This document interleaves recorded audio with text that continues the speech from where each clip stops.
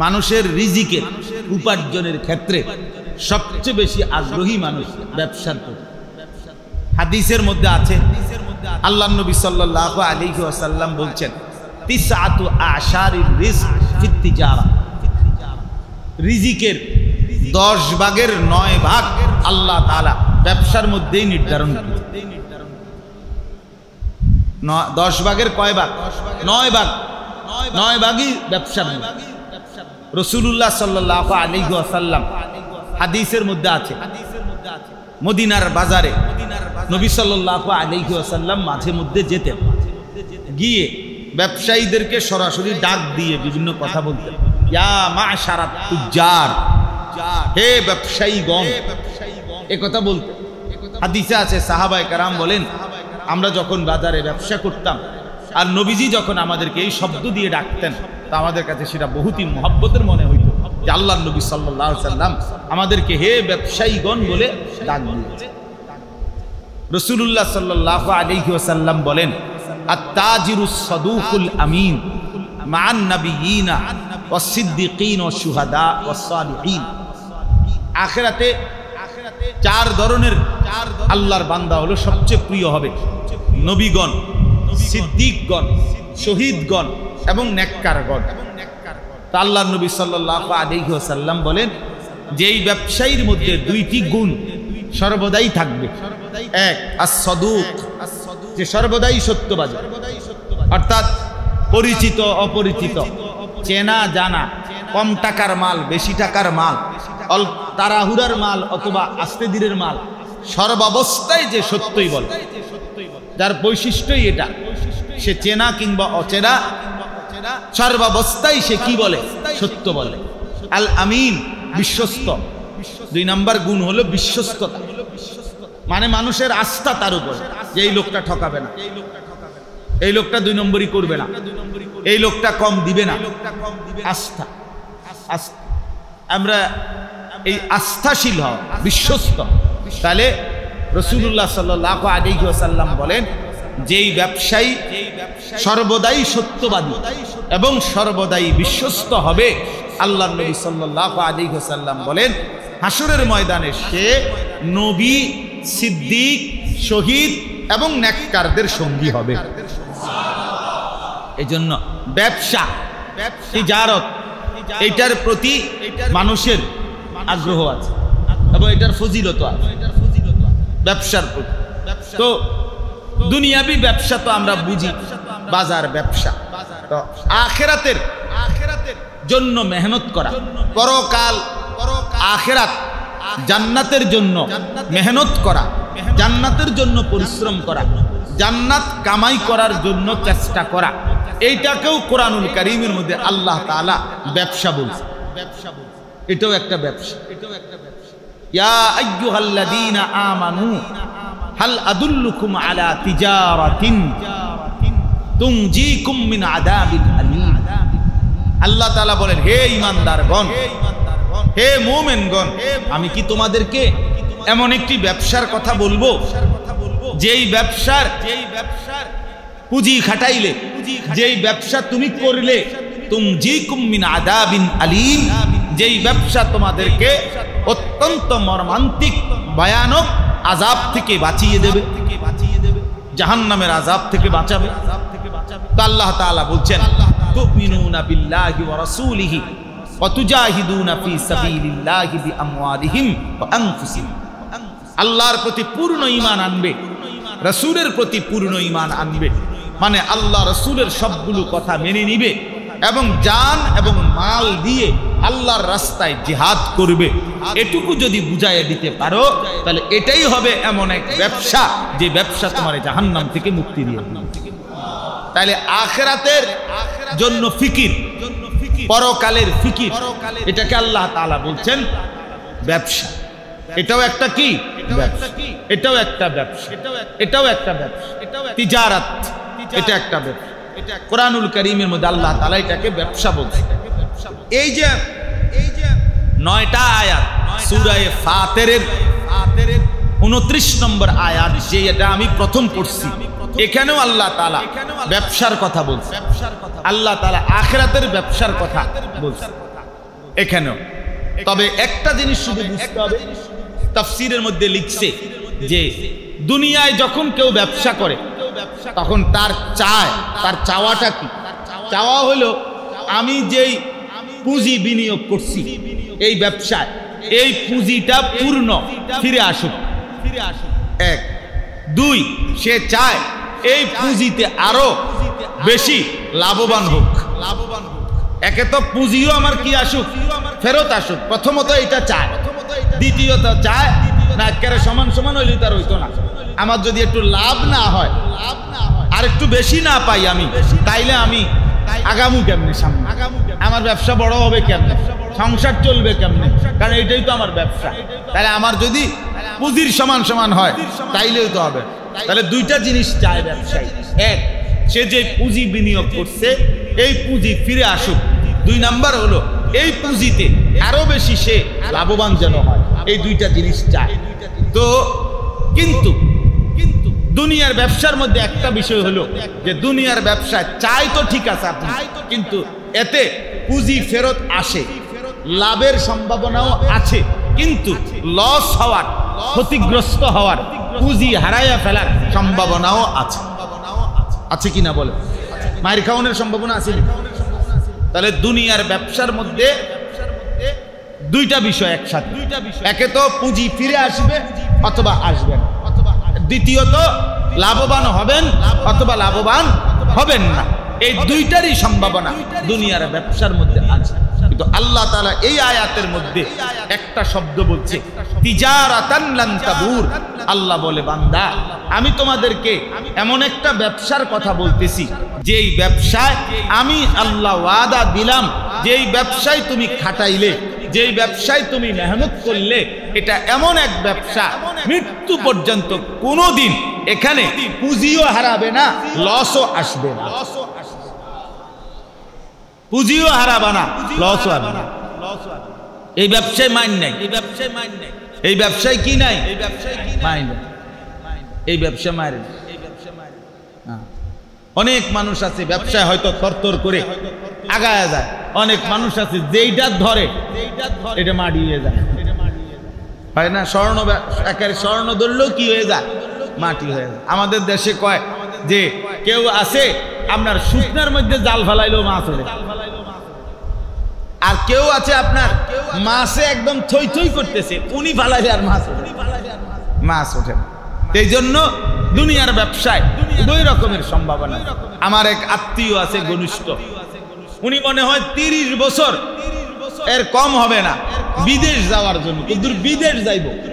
কত মানুষ প্রবাসী বিদেশ করে, আমার ঘনিষ্ঠ মানুষ, উনি 30টা বছরের চাইতে বেশি হবে চেষ্টা করছে বিদেশ যাইতে, উনি বিদেশ যাইতারে না। ওনার সাথে যারাই নিয়ত করে সবাই যায়, উনি যাইতে না। একবার শুধু উনি গেছে, যাওয়ার পরে ওই দেশের ইমিগ্রেশন থেকে আবার বাংলাদেশ মানুষ, ওনার বাইক লাগে না, মানে উনি এটা হয় না আপনার। এইরকম আপনার দুনিয়ার ব্যবসার মধ্যে লাভের সম্ভাবনাও আছে, লসের সম্ভাবনা আছে। পুঁজি ফেরত আসতেও পারে, পুঁজি ফেরত নাও আসতে পারে, অতিরিক্ত লাভ হতেও পারে, অতিরিক্ত লাভ নাও হতে পারে। কিন্তু আল্লাহ পাক রব্বুল আলামিন। আচ্ছা, একটা কথার প্রসঙ্গে বলি।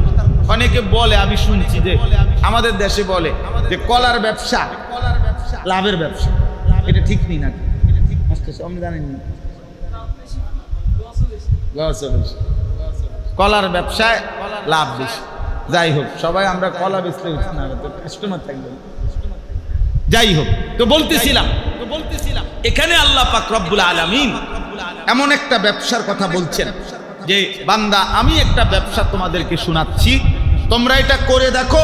তো আখিরাতের এই ব্যবসা, পরকালের এই ব্যবসায় লান তাবুর, এই শব্দটা লান তাবুর অর্থ হলো কোনোভাবেই তোমার লস হবে না, তোমার পুঁজি নষ্ট হবে না, লস হবে না, নিশ্চিত পুঁজিও ফেরত পাইবা, অতিরিক্ত লাভবানও হইতে থাকবা। সুবহানাল্লাহ। আচ্ছা, এখন সেই ব্যবসাটা কি? সেই ব্যবসাটা হলো 3টা আইটেমের ব্যবসা। 3টা আইটেম, 3টা জিনিস, 3টা আমল আল্লাহ পাক এখানে বলছেন। এই 3 আমল যেই বান্দা নিয়মিত করতে থাকে আল্লাহ তাআলা বলে সে যেন আখিরাতের ব্যবসা করে। আর এটা এমন ব্যবসা করে যে ব্যবসায় সে কখনোই ক্ষতিগ্রস্ত হবে না। 1 নাম্বার, ইন্নাল্লাযীনা ইয়াতলুনা কিতাবাল্লাহ, নিশ্চয়ই যারা সর্বদাই কোরআনুল কারীম তেলাওয়াত করতে থাকে। এই 1 নাম্বার কোরআনুল কারীমের নিয়মিত তেলাওয়াত। কি বলছি কোন? কোরআনুল কারীমের নিয়মিত তেলাওয়াত, নিয়মিত কোরআন শরীফ পড়তে হবে, নিয়মিত কোরআনুল কারীম তেলাওয়াত করুন, নিয়মিত কোরআনুল কারীম তেলাওয়াত করুন। নিয়মিত যে কোরআনুল কারীম তেলাওয়াত করে সে যেন এমন ব্যবসা করে যে ব্যবসা কখনোই লস হবে না, বরং নিশ্চিত আখিরাত জান্নাত মিলেই যাবে, মিলেই যাবে। যেন নিয়মিত কোরআনুল কারীম তেলাওয়াত করে। ইয়াতলুনা ফেলে মুজারের শব্দ, হাল এবং মুস্তাকবিল দুইটা বোঝায়, আর মুজারে দাওয়াম এবং ইস্তেমরার বোঝায়, অর্থাৎ মুজারে সর্বদা বোঝায়, সর্বদা। এটা আরবি গ্রামারের শব্দ, বুঝাইলাম আর কি। অর্থ হইল যে কোরআনুল কারীম তেলাওয়াত করতে থাকে, প্রতিদিন নিয়মিত, নিয়মিত সর্বদাই যে কোরআনুল কারীম তেলাওয়াত। আমার প্রিয় ভাই, আমার বাপ, কোরআনুল কারীমের তেলাওয়াত এটা অনেক বড় একটি ইবাদত, একটা বড় বরকতময় একটা আমল। আল্লাহ নবী সাল্লাল্লাহু আলাইহি সাল্লাম থেকে শুরু করে সমস্ত সাহাবায়ে কেরাম, আউলিয়ায়ে কেরাম, বুজুর্গানে দ্বীন, উলামায়ে কেরাম, মুহাদ্দিসিনে কেরাম, সমস্ত নেককার মুমিন আল্লাহর প্রিয় বান্দার একটা বিশেষ সিফাত যে তারা যুগে যুগে কোরআনুল কারীম তেলাওয়াত বেশি করতেন, বেশি তেলাওয়াত। আমরা কিতাবে পড়ছি ইমাম জুহরি রাহমাতুল্লাহ আলাইহি রমজান মাস আসলে তিনি সরাসরি বলতেন ইন্নামা হুয়া তিলাওয়াতুল কুরআন, আরে রমজান এ তো শুধুই কোরআনুল কারীমের তেলাওয়াত। ইমাম মালিক রাহমাতুল্লাহ আলাইহির জীবনীতে লিখছে, ইমাম মালিক রাহমাতুল্লাহ আলাইহি যখন রমজান আসতো ইয়াফিরু মিন কিরাআতিল হাদিস ওয়া মুজালাসাতি আহলিল ইলম ওয়া আকবালা ইলা তিলাওয়াতিল কুরআন মিনাল মাসহাব। ইমাম মালিক রাহমাতুল্লাহ আলাইহি জগৎ বিখ্যাত ইমাম ছিলেন, মদিনার ইমাম ছিলেন, মসজিদে নববীর ইমাম ছিলেন। রাসূলুল্লাহ সাল্লাল্লাহু আলাইহি সাল্লামের রওজা আতহারের সামনে আল্লাহর রাসূলের হাদিস পড়াইতেন। সেই তিনি যখন রমজান আসতো তো হাদিস পড়ানো বন্ধ করে দিতেন, উলামায়ে কেরামের সাথেও বসা বন্ধ করে দিতেন, একাকী হয়ে যেতেন আর শুধুই কোরআনুল কারীম তেলাওয়াত করতে থাকতেন। হযরতে কাতাদা রাহমাতুল্লাহ আলাইহি এক বিশ্ববিখ্যাত বুজুর্গ কাতাদা, উনার ব্যাপারে লিখছে কিতাবে। হযরতে কাতাদা রাহমাতুল্লাহ আলাইহি সারা বছর প্রতি 7 দিনে 1 খতম কোরআন শরীফ পড়তেন।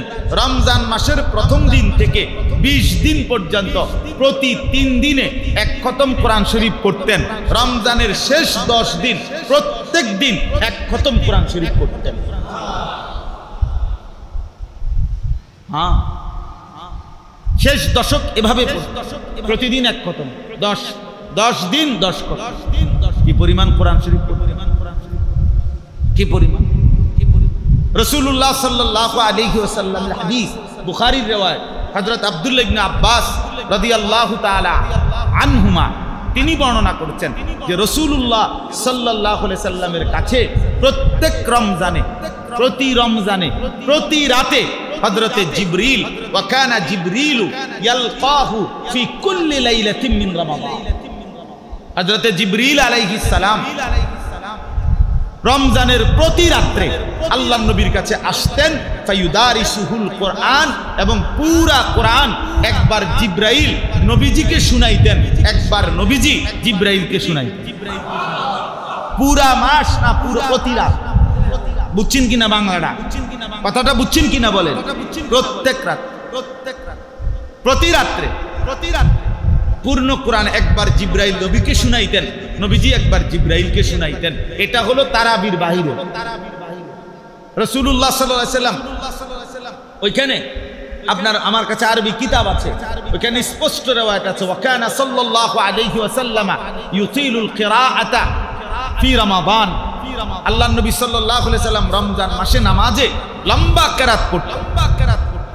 তাইলে নামাজে তারাবিতে আল্লাহর নবী সাল্লাল্লাহু আলাইহি ওয়াসাল্লাম জিবরাইলের সাথে প্রত্যেক রাত্রে একবার পূর্ণাঙ্গ কোরআন নিজে একবার পড়তেন, জিব্রাইল থেকে একবার শুনতেন।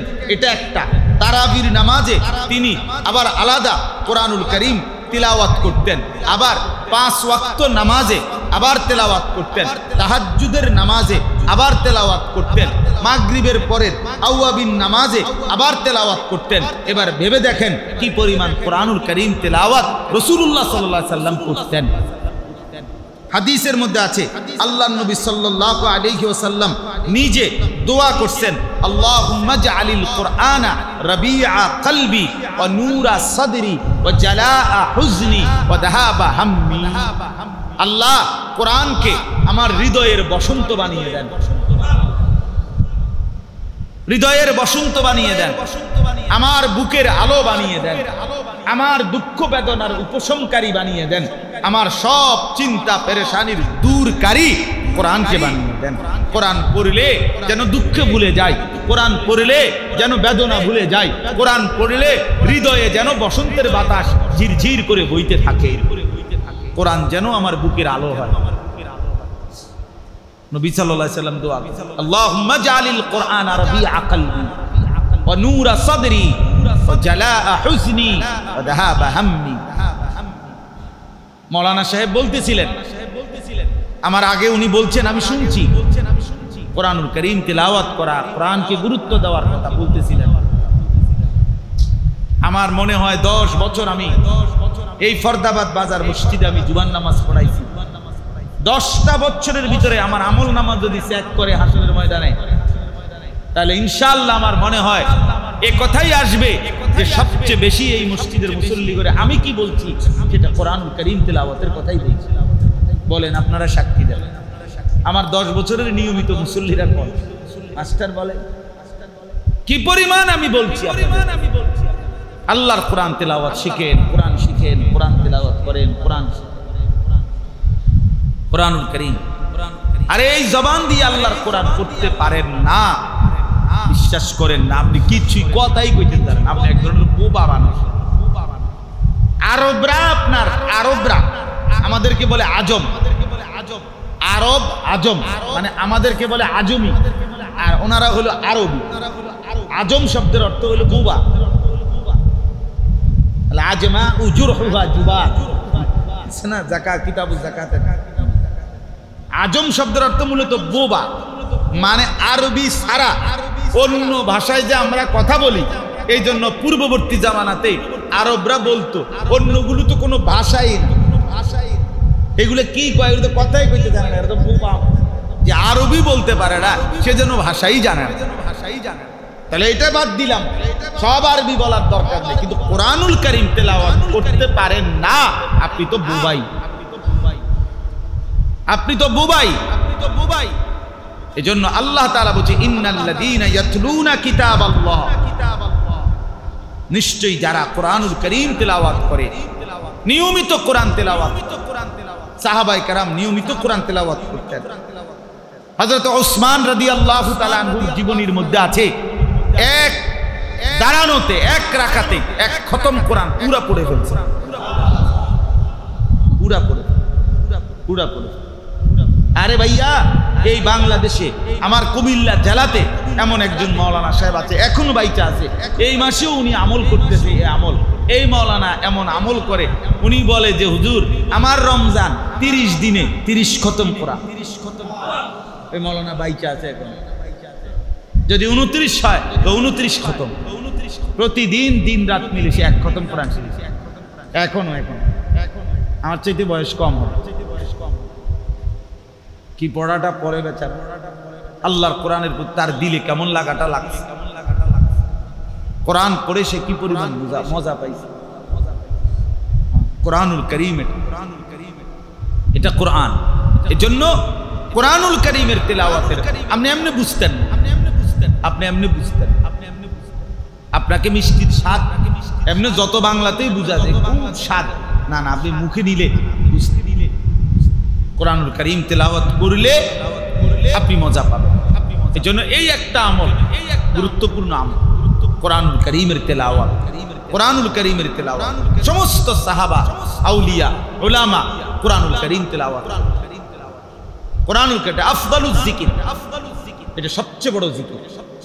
5 ওয়াক্ত নামাজের পরে সর্বশ্রেষ্ঠ জিকির কোরআনুল কারীমের তেলাওয়াত। আমরা কিতাবে পড়ছি কোরআনুল কারীমের 4টা বৈশিষ্ট্য লিখছেন মুসান্নিফ। একটা হলো কোরআনই হচ্ছে খায়রুল কালাম, কথার মধ্যে সবচেয়ে উত্তম সর্বশ্রেষ্ঠ কথা কোরআন। আহসানুল কালাম, কোরআন সবচেয়ে সুন্দর কথা কোরআন। আসদাকুল কালাম, সবচেয়ে সত্য কথা কোরআন। আনফাউল কালাম, সবচেয়ে উপকারী কথা কোরআন। খায়রুল কালাম, আহসানুল কালাম, আসদাকুল কালাম, আনফাউল কালাম। সবচেয়ে শ্রেষ্ঠ কথা কোরআন, সবচেয়ে সুন্দর কথা কোরআন, সবচেয়ে সত্য কথা কোরআন, সবচেয়ে উপকারী কথা কোরআন। কোরআন পড়তে পারলেন না, কোরআন পড়েন না, কি পড়লেন? কি কথা বললেন জীবনভর? এই কথাগুলো না বললেও দুনিয়া ভোগ করা যায়। যারা বোবা তারা কি দুনিয়া উপভোগ করে না? কথা বলেন না। বোবা মানুষের বিয়ে করতে পারে, হ্যাঁ দেখছেন নি কোনো সময়? বোবা মানুষের বাচ্চা কাচ্চা হয়নি, বোবা মানুষের ভাত তরকারি খাইনি, বোবা মানুষ ঘুম যায়নি, বোবার কোনো গদ্দুয়ার আসেনি, তো আর সমস্যা হয়েছে কি? দুনিয়া ভোগ করতে সমস্যা হয়েছে কি? তার তাহলে এক বোবাও তো দুনিয়া ভোগ করে নিয়া। তাহলে আমি আর আপনি কথা বললে আর অতিরিক্ত কি ভোগ করলেন? অতিরিক্ত কি পাইলেন? যে দুনিয়া বোবাই পাইল, সেই দুনিয়া আমি কথা বলে আমি বেশি কি পাইলাম? অতিরিক্ত কি ভোগ করলাম? একটা বই তো তো এটা তো বউ আরো আছে, জীভূতই তো এটা দেখতেও আছে। হ্যাঁ এখন গড়ই তো না, তো গড় তো আছে বেটারও বলে। এজন্য ইন্নাল্লাযীনা ইয়াতলুনা কিতাবাল্লাহ, কোরআনুল কারীমের তেলাওয়াত আজকের থেকে সিদ্ধান্ত নেন। আবার ঘুরে দাঁড়ান। মুমিন হারে না, মুমিন হেরে যায় না, মুমিন দুর্বল হয় না, মুমিন পরিশ্রমী হয়, মুমিন মেহনতি হয়, মুমিন মেহনতি হয়। এজন্য বয়স হোক আবার শিখেন, শিখতে শুরু করে। আল্লাহর কসম নবীজি বলছেন, ওয়াল্লাযী ইয়াকরাউল কুরআন ওয়া ইয়াতাতাআউ ফীহি ফালাহু আজরান।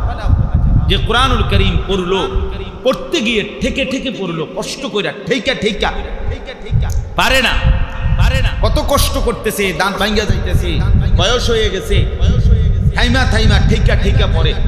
রাসূলুল্লাহ সাল্লাল্লাহু আলাইহি সাল্লাম বলেন, আল্লাহ তাআলা তাকে প্রতি অক্ষরে দ্বিগুণ নেকি দান করবেন।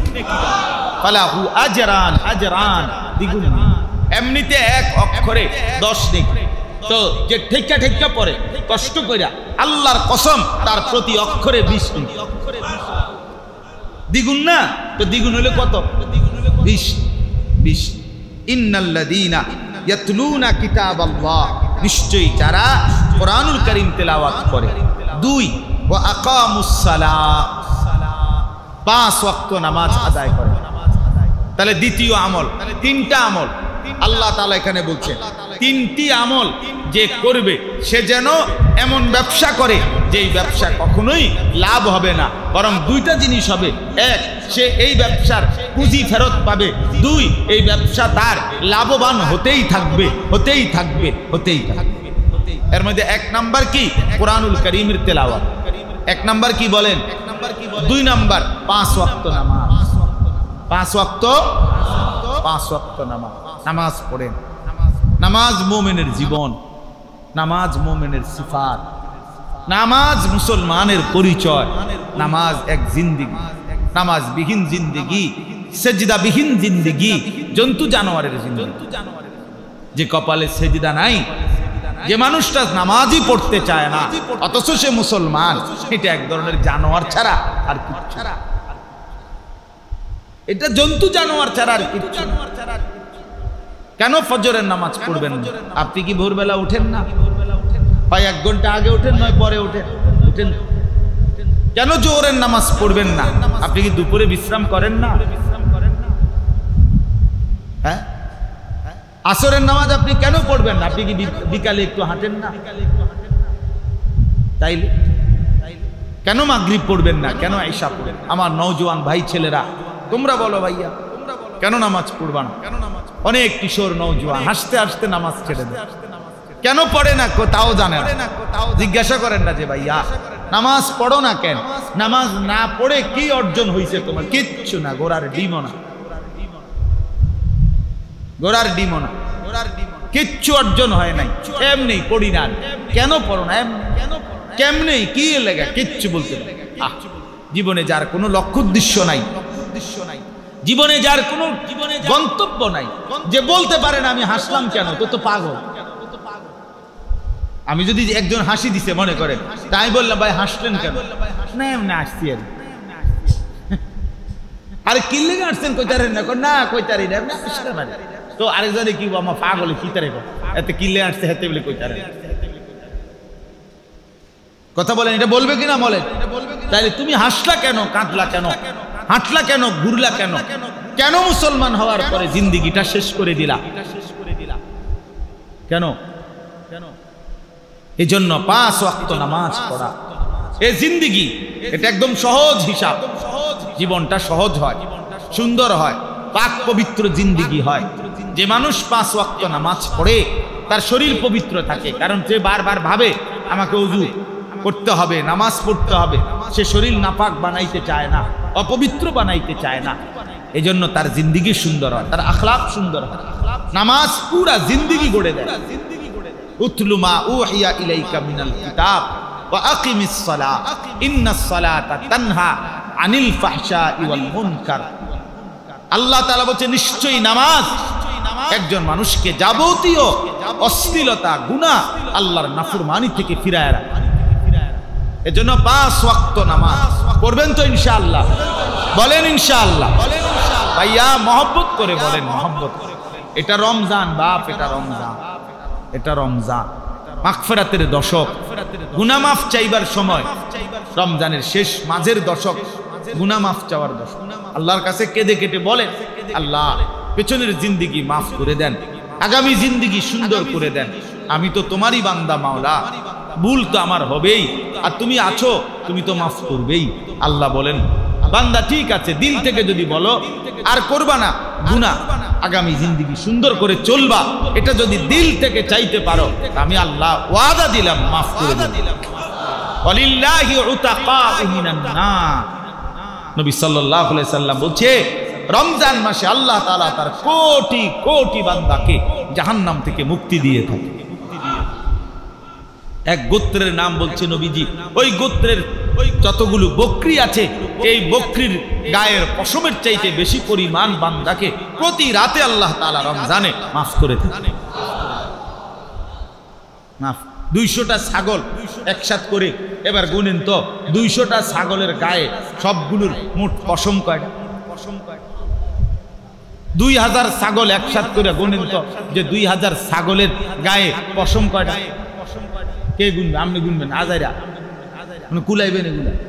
হ্যাঁ, তো তার চাইতে বেশি পরিমাণ বান্দাকে আল্লাহ তাআলা রমজানে প্রতি রাতে মাফ করে দেন। ইয়া বাগিয়াল খাইর আকবিল। আল্লাহর ফেরেশতা ডাকে, এ নেক কাজের জন্য যারা আগ্রহী, আও না, রমজান আসো, সেজদা দাও, 70 গুণ নাও, রুকু করো একটা, লিখা হবে 70টা। বাহ! আমরা হারাম শরীফে ছিলাম, গত রবিবার আসছি আমি, তো হারাম শরীফে মক্কা শরীফে ছিলাম উমরায়, নিয়ত করছি রমজানে, সেজদা দিলাম তো 1/70। আর এমনিতে হারাম মক্কা নগরীতে মসজিদে হারামে 1 লক্ষ, তাহলে 1/70 লাখ। এক সেজদা 70 লক্ষ সেজদার সমান। রমজান রমজান হ্যাঁ, আপনি গিয়া দেখেন মক্কায় কি চলতেছে, কি পরিমাণ আল্লাহর বান্দা, উলামা, দিনদার মুসলমান ছুটছে আল্লাহর ঘরে। পুরা হজ্জের চাইতেও বেশি ভিড়, এত বেশি মান, প্রতি বেলায় নামাজে ভিড় আর ভিড়, ভিড়। হ্যাঁ, 2 লাখ টাকা লাগে, 1.5 লাখ 2 লাখ টাকা লাগে আল্লাহর ঘরে উমরা করতে, 6-7 লাখ টাকা লাগে হজ করতে।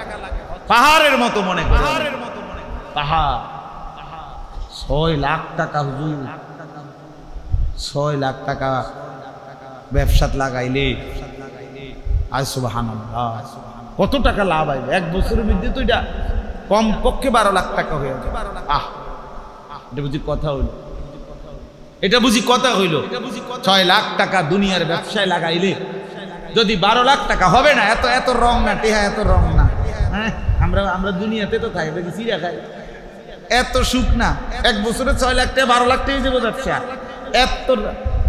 এত সহজ না হালাল ব্যবসা হইলে বাটপারি হইলে ভিন্ন কথা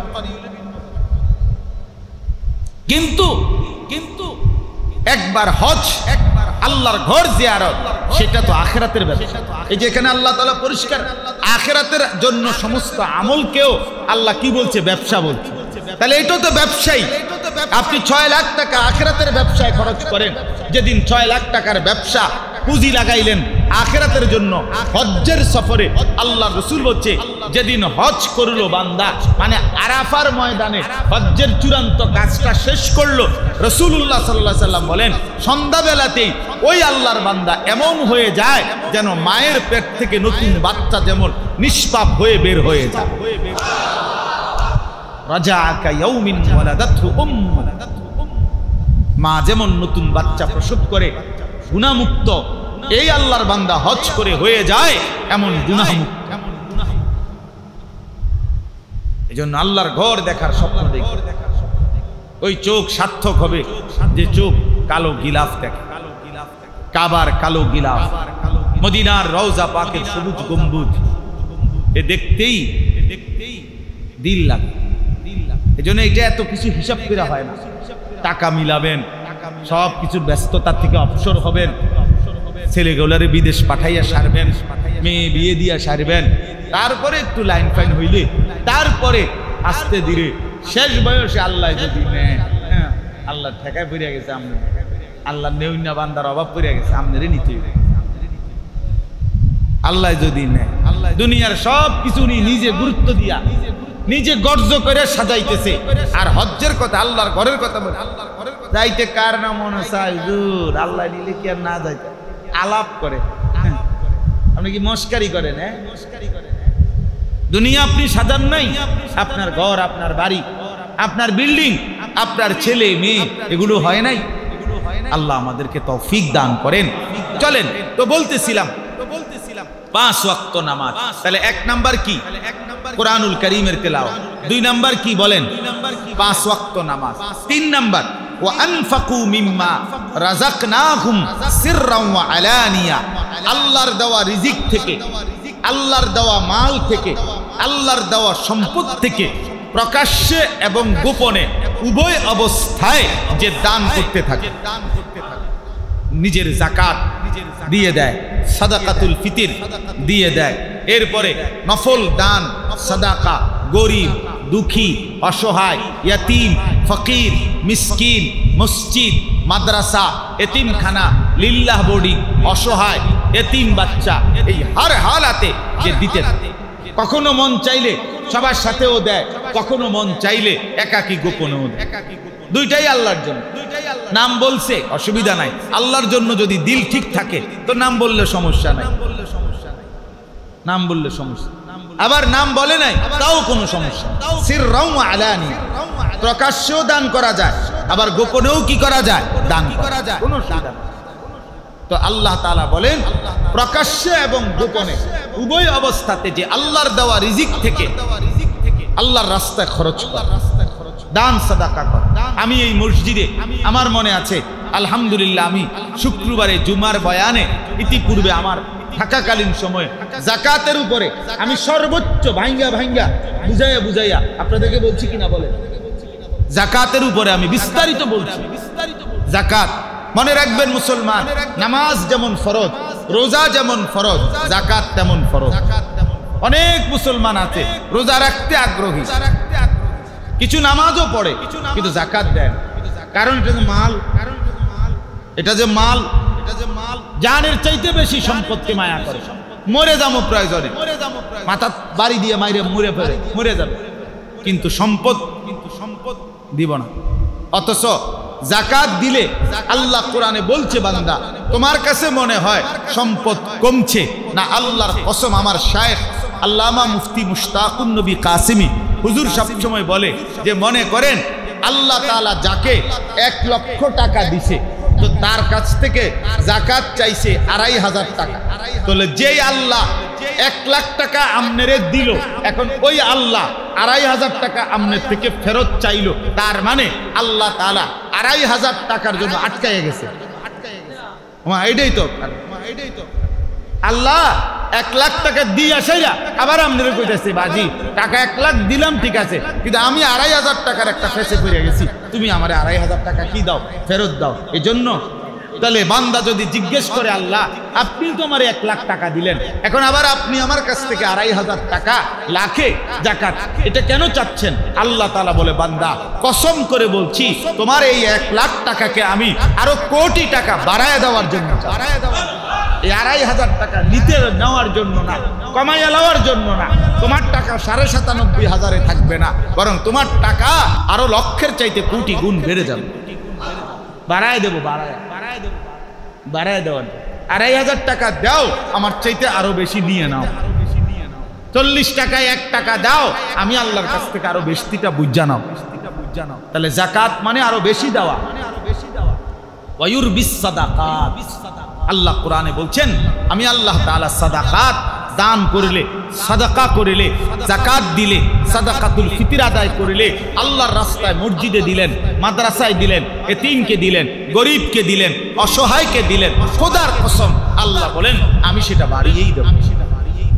রাসূলুল্লাহ সাল্লাল্লাহু আলাইহি ওয়াসাল্লাম বলছেন যে মা নাকাসাত মালুন মিন সাদাকাতিন, রাসূলুল্লাহ সাল্লাল্লাহু আলাইহি ওয়াসাল্লাম বলেন সাদাকা করার দ্বারা, আল্লাহর রাস্তায় খরচ করার দ্বারা কখনোই কোনো মাল কমে না, মাল কমে না, মাল কমে না, কমবে না, এটা কমবে না। এজন্য আল্লাহর রাস্তায় সাদাকা করা, আল্লাহর রাস্তায় খরচ করা। আপনাদের কাছে আমার অনুরোধ রইল এই বুঝের মুসলমান যারা চাকরি করেন, যারা ব্যবসা করেন, যারা বিদেশে আছেন অথবা এখানেই আছেন প্রবাসী, প্রত্যেকেই বাপের জাকাত যদি ফরজ হয় আপনার সম্পদ আপনি দিতে হবে। ছেলে উপার্জন করে আলাদা, সংসার এক লগে, কিন্তু তোমার আলাদা টাকা আছে, তুমি আলাদা জাকাত দিতে হবে। বলে আমি অল্প বয়স এমন বিয়েও করছি না, না জাকাতের সাথে বিয়ের কিছু নাই, তুমি বিয়ে করছো না এটা তোমার বিষয়, অন বিয়ে করে লাও, অসুবিধা কি? আমি মানা করছি তোমার বিয়ে করতে। তাহলে জাকাত কোনো বিয়ের সাথে কোনো বিষয়, জাকাত আলাদা বিষয়, আলাদা ফরজ ইবাদত। এজন্য মহিলাদের জাকাত আসে, পুরুষের জাকাত আসে, ছেলে মেয়ের জাকাত আসে। এজন্য প্রত্যেকেরই হিসাব করা উচিত, জেনে নেওয়া উচিত। আমার শায়েখ বলে জাকাত আদায় করা যেমন ফরজ, জাকাতের হিসাব করা এটাও তেমন ফরজ। হিসাব করে দিতে হবে, হিসাব করে দিতে হবে। হুজুর যে পরিমাণ লুঙ্গি গামছা দিছি মানুষের এই সিজনে জাকাতের উর্ফি দিয়ে গেছে গা, না আমি উর্ফি দিয়ে যাই না, আমি জাকাত খাই। আপনারা আমি বলছি না উর্ফি দিয়ে যাইতেন, বুঝেন নাই কথা? আপনারা আমি বললাম আসরের নামাজ 4 রাকাত ফরজ, ও তাহলে 8টা সেজদা, আপনি কতক্ষণ মনে করেন 12-14টা সেজদা দিয়া আপনি একসাথে আপনি বললেন হুজুর যে কয়টা সেজদা দিছি আপনার যে 4 রাকাতে যা লাগে আশা করি তার থেকে বেশি দিয়ে রাখছি। নামাজ হয়েছে তো? জি না, হবে না, আপনি এত বেশি দরকার নাই আমার, আপনি আমার 8টা সেজদা নিয়ম মাফিক বুঝনা দেন, 4 রাকাত বুঝায় দেন, তাহলে ইনশাআল্লাহ। এই জন্য আল্লাহর দেওয়া মাল থেকে খরচ করা। যে মানুষ জাকাত দেয় না সে বখিল, যে সাদাকাতুল ফিতর আদায় করে না সে বখিল, যে দান সদকা করে না সে বখিল, সে কৃপণ। আর আল বখিল আদুবুল্লাহ, কৃপণ ব্যক্তি আল্লাহর দুশমন, আল্লাহর দুশমন। এইবার চলেন আরেকটু, অসুবিধা নাই, নামাজ আজান একটু পরে হবে, বাকিগুলো আমি তর্জমা বলবো শুনুন। মানে এই 3টা কথা শেষ মূলত। তাহলে 1 নাম্বার কোরআনুল কারীমের তেলাওয়াত, বলেন কি? 2 নাম্বার 5 ওয়াক্ত নামাজ, 3 আল্লাহর দেওয়া সম্পদ হতে ব্যয় করা, খরচ করা, মানে জাকাত দেওয়া। 1 নাম্বার হলো জাকাত। তাইলে যে ব্যক্তি নিয়মিত কোরআনুল কারীম তেলাওয়াত করে, 5 ওয়াক্ত নামাজ আদায় করে, আল্লাহর দেওয়া সম্পদ থেকে খরচ করে, আল্লাহ বলেন ইয়ারজুনা তিজারাতান লান তাবুর। এই মানুষটা এমন একটা ব্যবসার আশা করে যেই ব্যবসার লান তাবুর, কখনোই লস হবে না। এই ব্যবসার কোনো কি নাই। তাহলে কোরআনুল কারীমের প্রতি অক্ষরের তেলাওয়াতে লস হবে না কখনোই। 5 ওয়াক্ত নামাজের প্রত্যেক ওয়াক্তের দ্বারা আপনার জীবনে কোনোভাবে খোদার কসম লস হবে না। এজন্য নামাজ পড়লে কাস্টমার চলে যাবে, যাবে না বেটা। নামাজ পড়লে দোকানে বেচা কিনা কম হবে, হবে না বেটা। বরং আল্লাহ তো ওয়াদা দিছে, এটা এমন ব্যবসা, নামাজ কোরআন এমন ব্যবসা, দান সাদকা এমন একটা ব্যবসা, যেই ব্যবসায় আমি আল্লাহ ওয়াদা দিছি লস হবে না, দুনিয়াতেও না আখিরাতেও না। আখিরাতে এটা লস হবেই না, হবেই না। যে হুজুর এই সময়টা বেচা কিনার টাইম, এই সময় দোকান বন্ধ করে নামাজে চলে গেলে হ্যাঁ ক্ষতিগ্রস্ত হবে, কোনো ক্ষতিগ্রস্ত হবে না। কুল মা ইনদাল্লাহি খায়রুম মিনাল লাহবি ওয়া মিনাত তিজারা। আল্লাহ কোরআনে বলছে, বন্ধু বলেন আমি আল্লাহ তাআলা নামাজের বিনিময়ে, সেজদার বিনিময়ে আমি যা দেব তা তোমাদের এই ব্যবসা এবং তামাশার চাইতে কোটি গুণে উত্তম, কোটি গুণে উত্তম। তাইলে এই কথাটা আপনারা বুঝলেন যে এই 3টি আমল, কোরআনুল কারীমের তিলাওয়াত, 5 ওয়াক্ত নামাজ এবং নিজ সম্পদ থেকে আল্লাহর রাস্তায় খরচ করা এমন একটা ব্যবসা, যে ব্যবসায় কখনোই কি হবে না, বলেন না কি হবে না। আচ্ছা, তাহলে দুইটা, একটা হলো পুঁজি ফেরত আসবে, হ্যাঁ অর্থাৎ ন্যায্য যেটা এটা আগে পাবে, আরেকটা হলো অতিরিক্ত লাভ হবে। তা আল্লাহ এখানে বলছে এবার দ্বিতীয় আয়াতে, লিওয়াফিয়াহুম উজুরাহুম, আমি আল্লাহ আমার ওই বান্দাদেরকে যারা কোরআন তেলাওয়াত করবে, নামাজ আদায় করবে, দান সাদাকা করবে, আমি তাদেরকে এই আমলের বিনিময়ে যা এটা পূর্ণ দেব। ওয়ায়াজিদাহুম মিন ফাদলিহি, সে পাইতো যেদ্দুর, এদ্দুর তাকে আগে প্রথমত ফেরত দেব, এরপরে আমার দয়া, আমি আল্লাহর অনুগ্রহ থেকে এবার আমি বাড়াইতে থাকব। ওই যে কইলাম আগে কি পাইবেন, পুঁজি পাইবেন, এরপরে কি আরো লাভ হইবে। তো এবার আল্লাহ বলে, প্রথম তুমি নামাজ পড়ছো, একটা সেজদা দিছো, তো একটা সেজদা দিয়ে যে দূর পাও না এটা তুমি আগে পাইবা, এরপরে তুমি যা পাইলা এইটার উপরে আমি আল্লাহ এবার বাড়াইতে থাকব। এক অক্ষর তেলাওয়াত করিলে কয় নেকি 10। তো আল্লাহ বলে যেন যে বান্দা এই প্রথম 10 ফেরেশতা তোমার এর মধ্যে লিখলো, তোমার পাও না তুমি পাইলা, এবার তোমার 10-এর উপরে আমি অতিরিক্ত দিতে থাকব। এবার যদি বলি আল্লাহ আপনি অতিরিক্ত দিবেন কদ্দুর, তো আল্লাহ বলবেন বান্দা আন্দাজ করে তো আমি দিতে পারি কদ্দুর, তুমিই বলো, তুমি কো না আমি কত বড়, আমি দিতে পারি কত বড়। আল্লাহ কত বড় করে আন্দাজ আছে? কেউ পারবে আন্দাজ করতে? এবার যদি বলে আমার শায়েখ আল্লামা মুফতি মুশতাকুর নবী সাহেব হুজুর বলে, আল্লাহকে যদি জিজ্ঞেস করি আল্লাহ আপনি দিবেন কতক্ষণ, কতক্ষণ দিবেন, বাড়াবেন কতদিন, কতক্ষণ, আল্লাহ তাআলা বলবেন বান্দা আমি আছি যতক্ষণ, বাড়াইতে থাকবো ততক্ষণ। এবার বলেন আল্লাহ আছেন কতক্ষণ, আল্লাহ আছেন কতক্ষণ? তাহলে কোরআনুল কারীম তেলাওয়াতের নেকি বাড়তে থাকবে কতক্ষণ, নামাজের নেকি বাড়তে থাকবে কতক্ষণ, প্রতিটা দান সাদকার নেকি বাড়তে থাকবে কতক্ষণ, ইসরাফিলের ফু পর্যন্ত বাড়তেই থাকবে, বাড়তেই থাকবে, বাড়তেই থাকবে, বাড়তেই থাকবে, বাড়তেই থাকবে, কোনো লস নাই। ইন্নাহু গফুরুন শাকুর, নিশ্চয়ই আল্লাহ তাআলাই হচ্ছেন ক্ষমাশীল এবং বান্দা যখন শুকর আদায় করে তার প্রতিদানকারী, কৃতজ্ঞতার প্রতিদান প্রদানকারী আল্লাহ তাআলা। ওয়াল্লাযী আওহাইনা ইলাইকা মিনাল কিতাবি হুয়াল হাক্কু মুসাদ্দিকাল লিমা বাইনা ইয়াদাইহি, এগুলোর আর ব্যাখ্যা হবে না, শুধু তরজমা শুনেন। আল্লাহ তাআলা বলেন নবী আপনার উপরে আমি যে কোরআন নাজিল করেছি হুয়াল হক, এটাই সত্য, এটাই সত্য। কোনটা? কোরআন। সবচেয়ে সত্য কিতাব কোনটা? কোরআন। মুসাদ্দিকাল লিমা বাইনা ইয়াদাইহি, এবং এটা এমন একটা কিতাব যেই কিতাবে পূর্ববর্তী এর আগে যেই আসমানি কিতাব আমি আল্লাহ নাজিল করেছি সেই সবগুলো আসমানি কিতাবের সত্যায়নকারী এই কোরআন।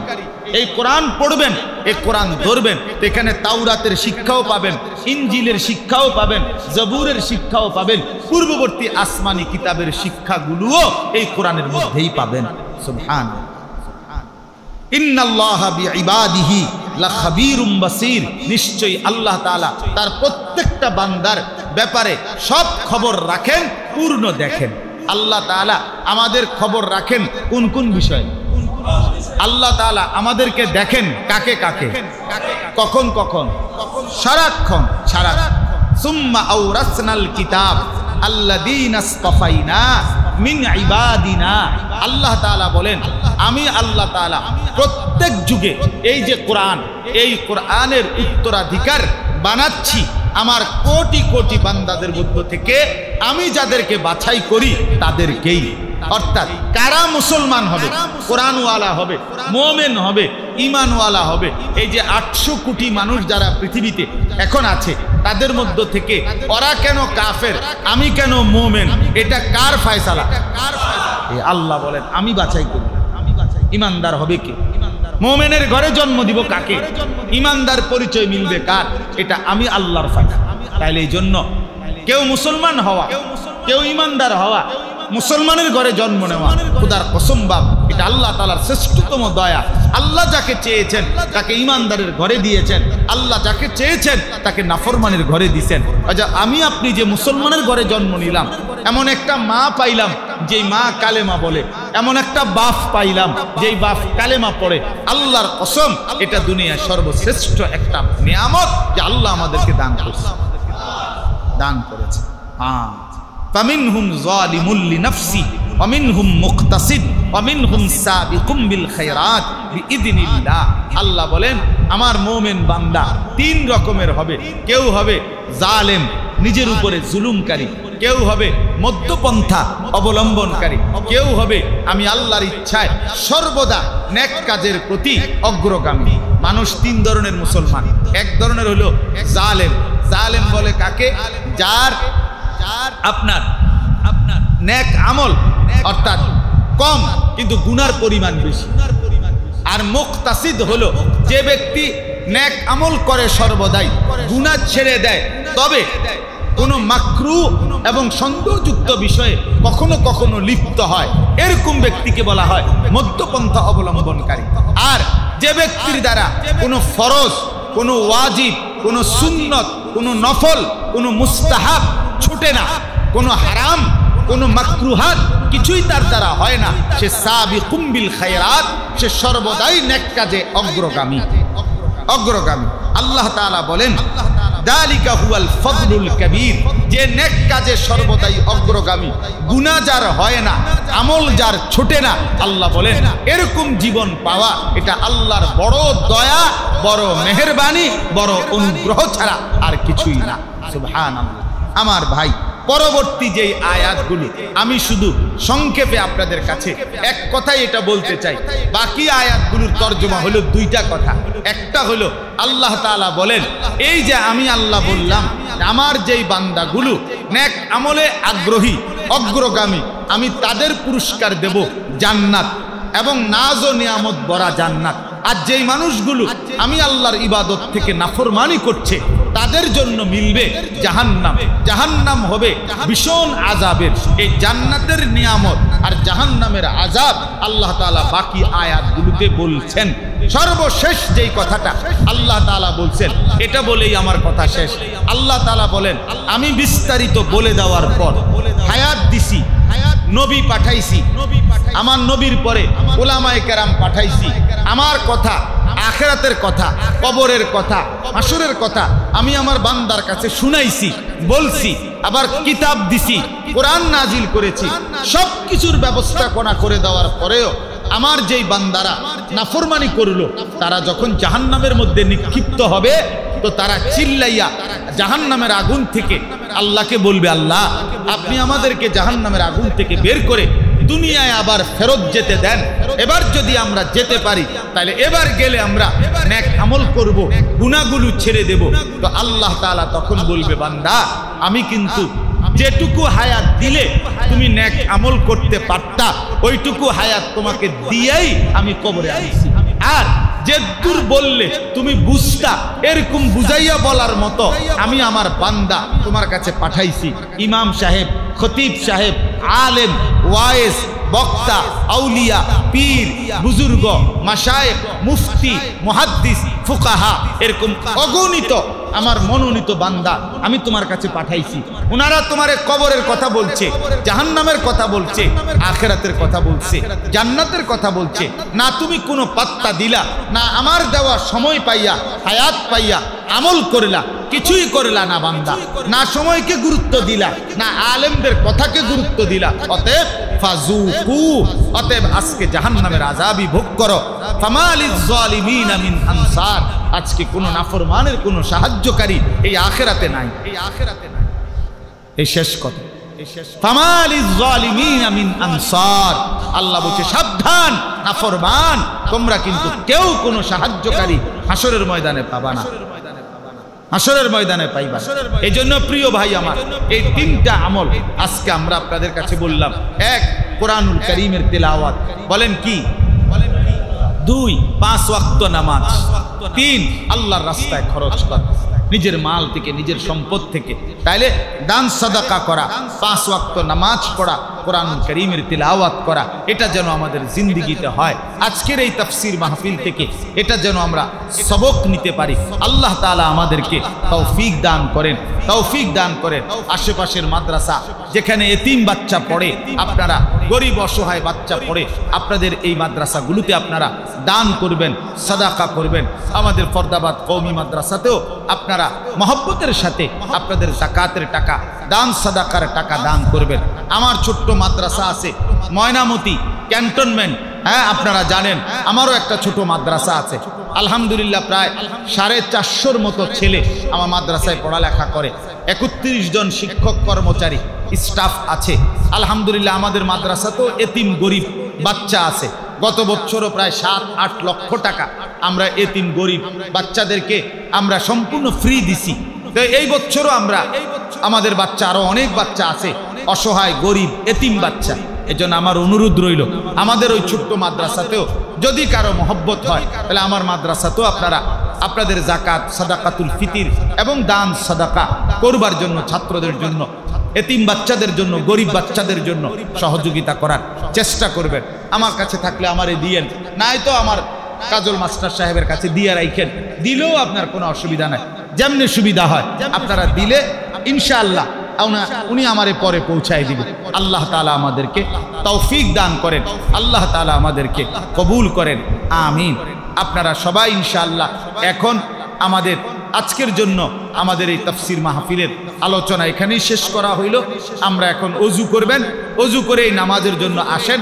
নামাজের সালাম ফিরাইয়াই মুনাজাত হবে, দোয়া হবে। দোয়ার পরে আপনাদের জন্য সামান্য একটু মেহমানদারি, ইফতারের আয়োজন আছে, সেটা পরিবেশন করা হবে। আল্লাহ তাআলা আমাদেরকে তৌফিক